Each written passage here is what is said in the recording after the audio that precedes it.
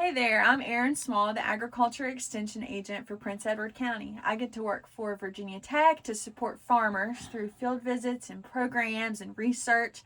And one fun part of my job is getting to read stories to people like you to celebrate Women in Agriculture Month. So I've got a story for you called Tops and Bottoms, and it's written by Janet Stevens.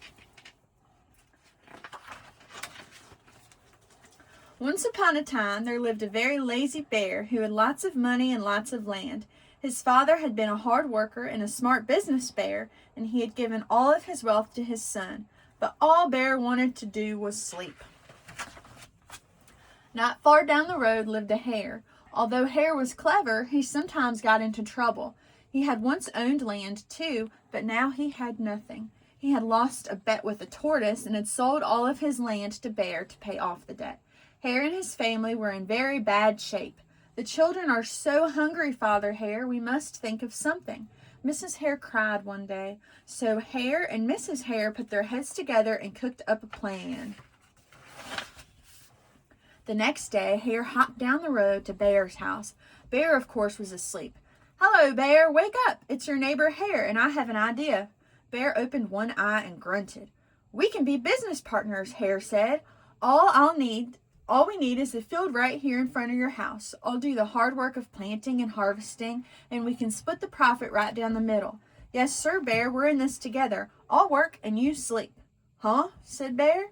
"So what will it be, Bear?" asked Hare. "The top half or the bottom half? It's up to you. Tops or bottoms?" Let's see," Bear said with a yawn. "I'll take the top half, Hare. Right? Tops?" Hare smiled. "It's a done deal, Bear." So Bear went back to sleep, and Hare and his family went to work. Hare planted, Mrs. Hare watered, and everyone weeded.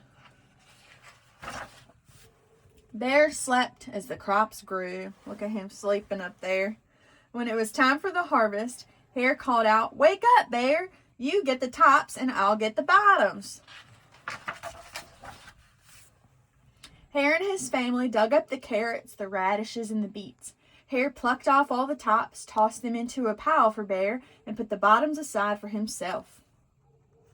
Bear's still up there snoozing, isn't he? Bear stared at his pile. "But Hare, all the best parts are in your half. Now you choose the tops, Bear," Hare said. "Now, Hare, you've tricked me. You plant this field again, and this season all I want are the bottoms." Hare agreed. "It's a done deal, Bear." So Bear went back to sleep, and Hare and his family went to work. They planted and watered and weeded. Bear slept as the crops grew. When it was time for the harvest, Hare called out, "Wake up, Bear! You get the bottoms and I'll get the tops." Hare and his family gathered up the lettuce, the broccoli, and the celery. Hare pulled off the bottoms for Bear and put the tops in his own pile. Look, he got one eye open. Bear looked at his pile and scowled. "Hare, you've cheated me again." "But Bear," Hare said, "you wanted the bottoms this time." Bear growled. "You plant this field again, Hare. You've tricked me twice, and you owe me one season of both tops and bottoms."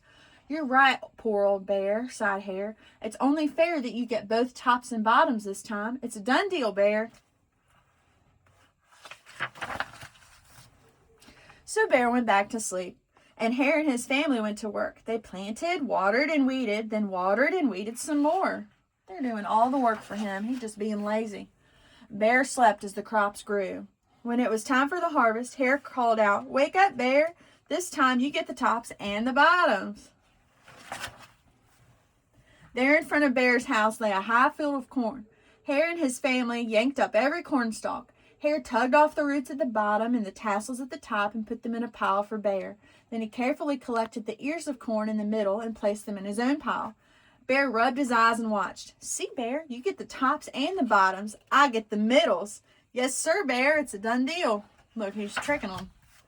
By now, Bear was wide awake. "That's it, Hare," he hollered.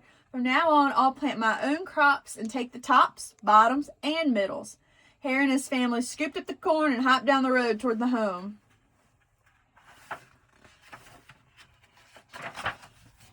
Bear never again slept through a season of planting and harvesting. Hare brought back his land with the profit from the crops, and he and Mrs. Hare opened up a vegetable stand. And although Hare and Bear learned to live happily as neighbors, they never became business partners again. And that's the end of the story.